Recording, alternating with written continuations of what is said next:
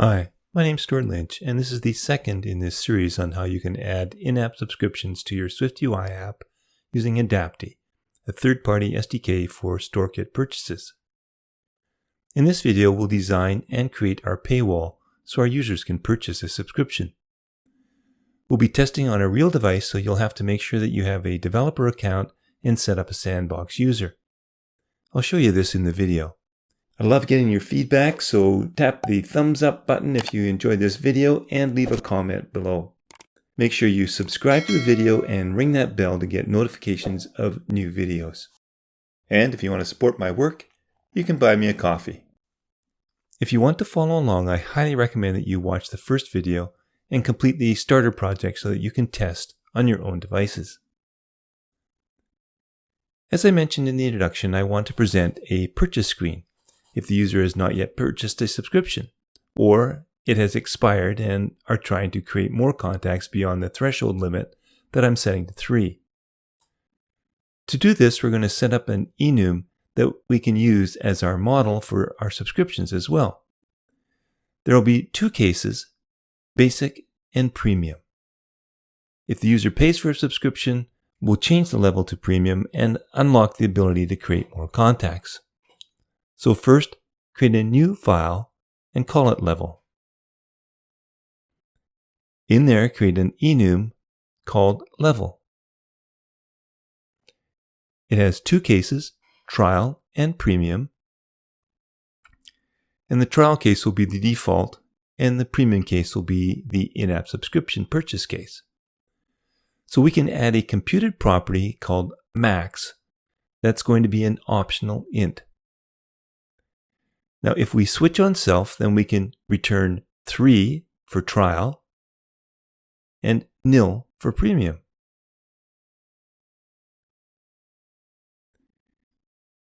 In the store class, which is an environment object, we'll create a new published property called level that is of type level, and we'll set it equal to trial, the default. I'll also create a computed property called canCreate that's going to represent whether or not we can create new contacts. So it'll be a Boolean value. And then what I can do is I can use a guard check to see if the level has a max. If not, there's no limit, so we can return true. Else, we'll return whether or not the count of contacts is less than max.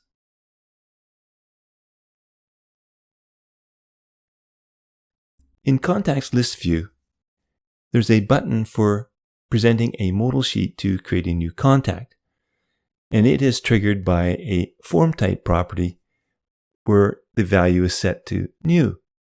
Well, we only want to do this if store property canCreate is true. Otherwise, we're going to show an about string. So we're going to toggle the show about Boolean to show the about form. In the about view, let's get access to that store environment object. And then in the preview provider, let's remove the dark mode version and just inject a store object into the environment here to stop the preview provider from complaining. And we don't need any preview contacts here. Now, I only want to present the welcome view if we are in the premium use case. Otherwise, I want to present a paywall.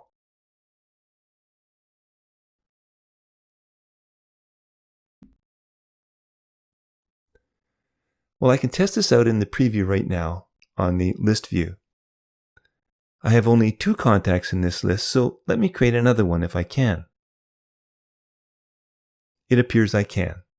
So let me create that user. Now, let me try to create another one. And this time, I'm presented with the about form, as expected.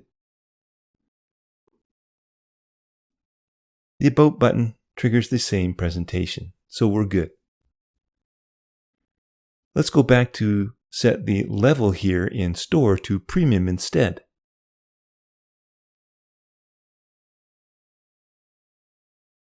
And if I try to create a fourth contact, I can, because the mode has been set to premium.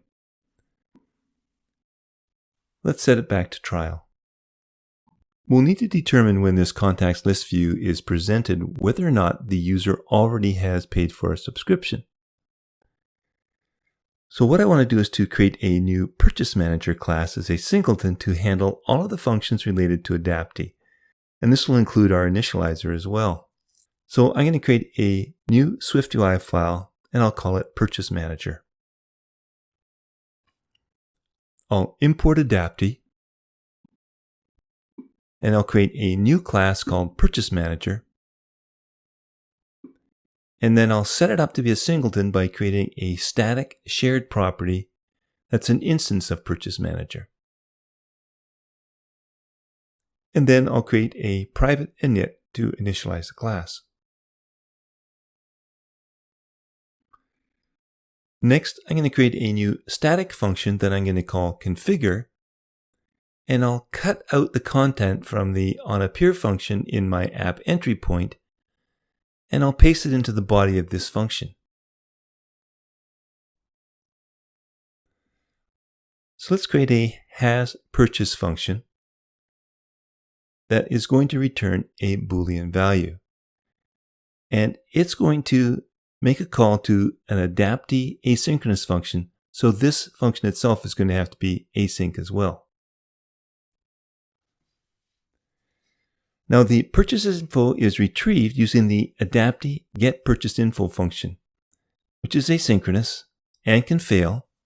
So I'll need to create a doCatch block, and then I'll let purchaseinfo be the result of trying and awaiting that call. We can then check for the purchase info for the current user by accessing the optional purchaseinfo access levels property, and it's a dictionary. And the access level that we want to determine is the premium level of access, the only one that we have. If its isActive property is true, then we'll return true. Else, we'll return false. Now, if something went wrong at that function call, let's return false here. But first, let's print the error's localized description and then return false. Then in the onAppear block of our entry point where we removed that initialization, we'll simply call the configure function on our shared instance of Purchase Manager. Now in Contacts List View, instead of printing out that test code in our task, we can asynchronously await a call to the Purchase Manager's hasPurchase function. And then, if it's true, we'll print out to the console for debug purposes and set our access level to premium. Otherwise, we'll leave it at the default and print to the console here as well.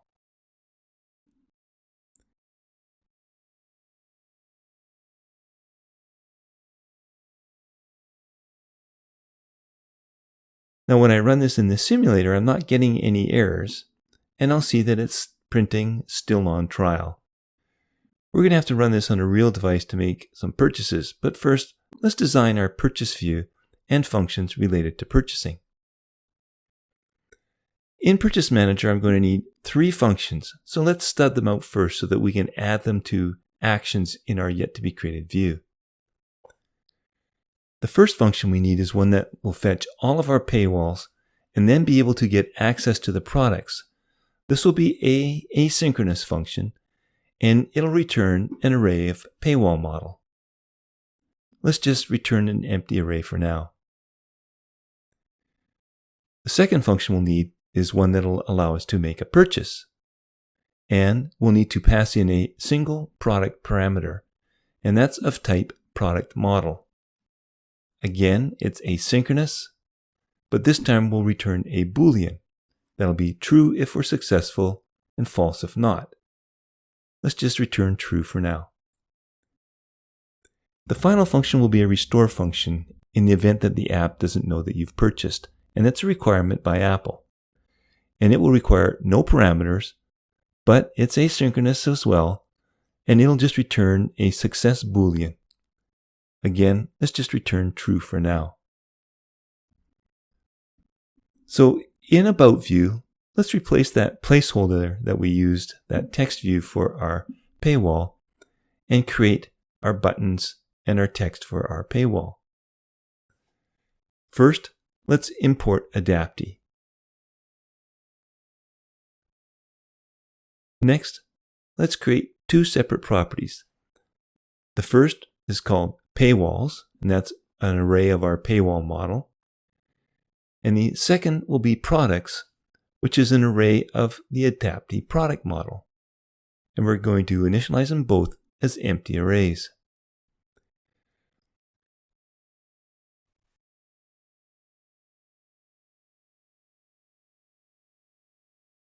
When our view appears, we can create a task unit of work, and then we can await the Purchase Manager's shared get paywalls function and assign it to our paywalls property. Then we can do a guard check on that paywalls first, where the developer ID is equal to the premium paywall. Otherwise, we'll print that we couldn't retrieve a paywall and return. Next, we're required to make a call to the Adapty's log show paywall function for that paywall. And it's asynchronous and it could throw, so we'll just use a try and await. Then we can set our products array to the array of products that we find from that paywall. Next, let's change the navigation title to be conditional on the current level. So if the current level is premium, then we'll leave it as is. Otherwise, we'll say premium subscription.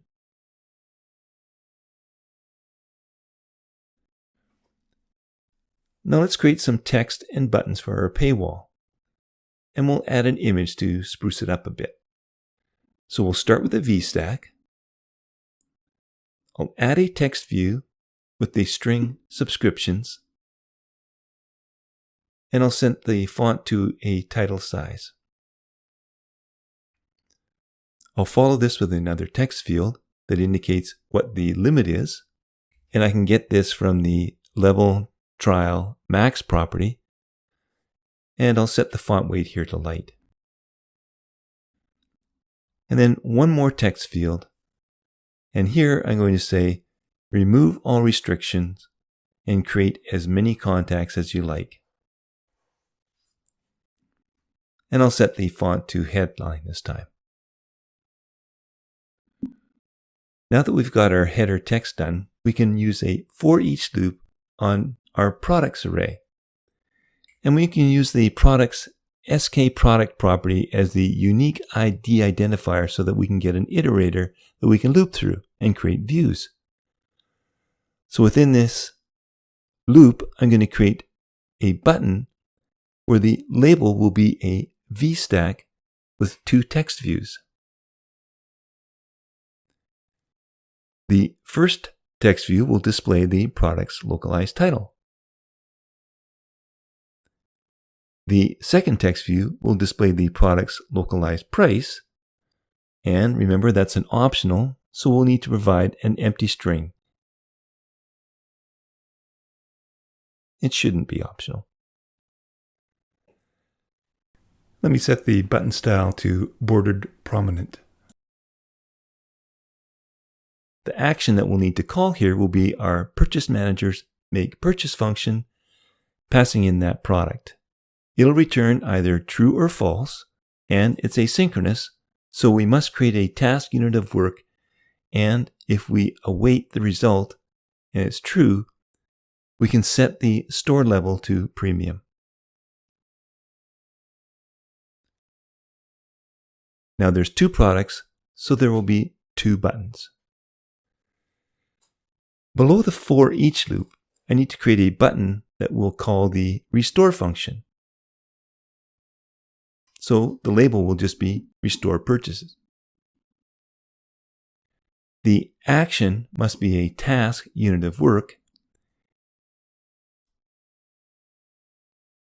And just like above, if we await the result from the Purchase Manager's shared restore purchases function, if it's true, we can set the store level to premium. And this time we'll just set the button style here to bordered. Finally, below this, let's add an image using the premium logo image that we have in our assets folder. Let's make it resizable, scale to fit, and we'll set the width to 200.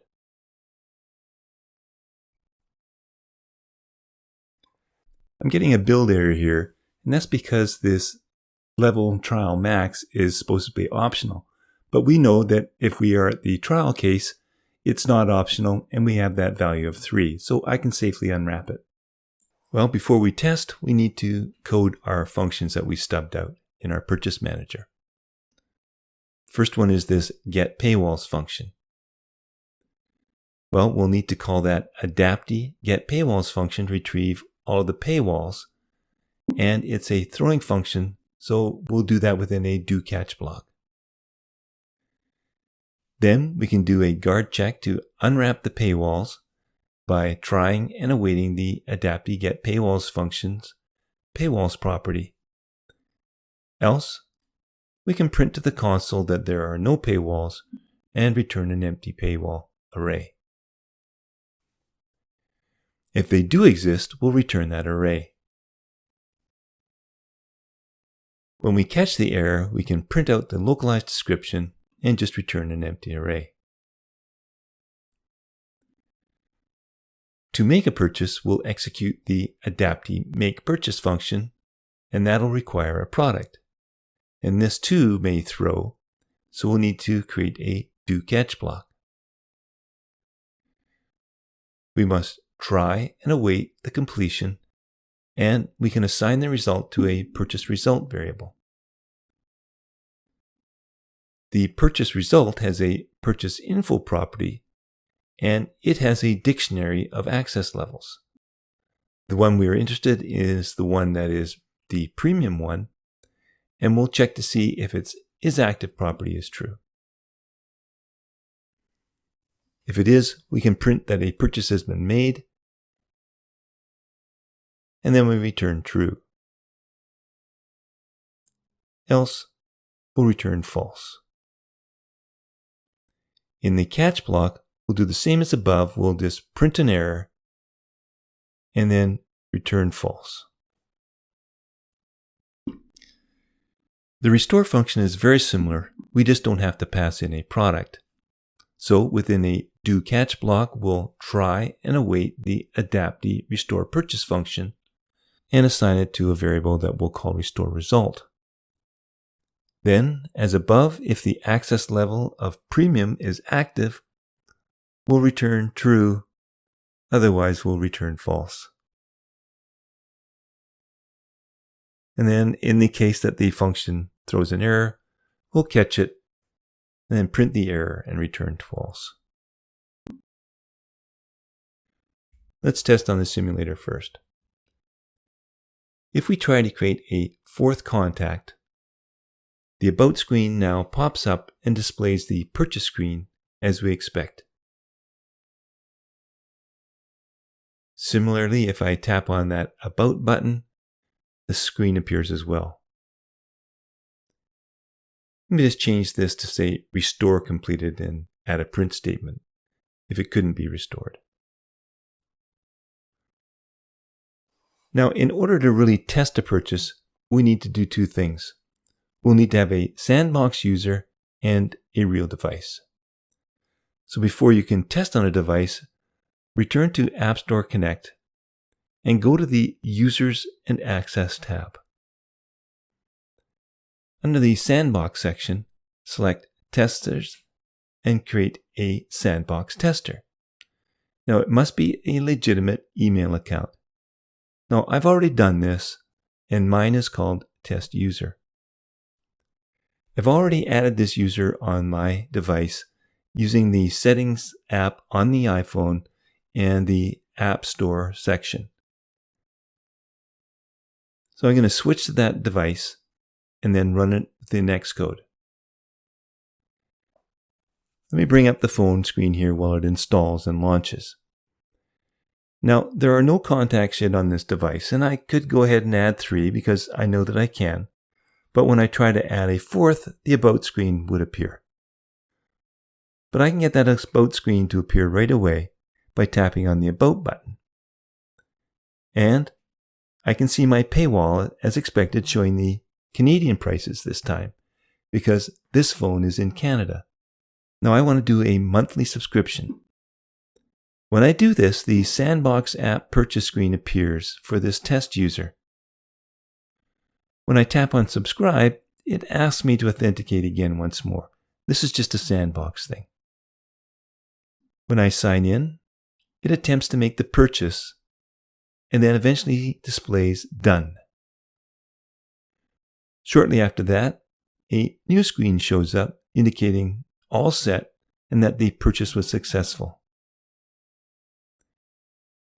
After clicking OK, we see that the console indicates that a purchase was made, and our screen updates now to show the welcome screen. I can now create as many contacts as I like. Let me run the app once more.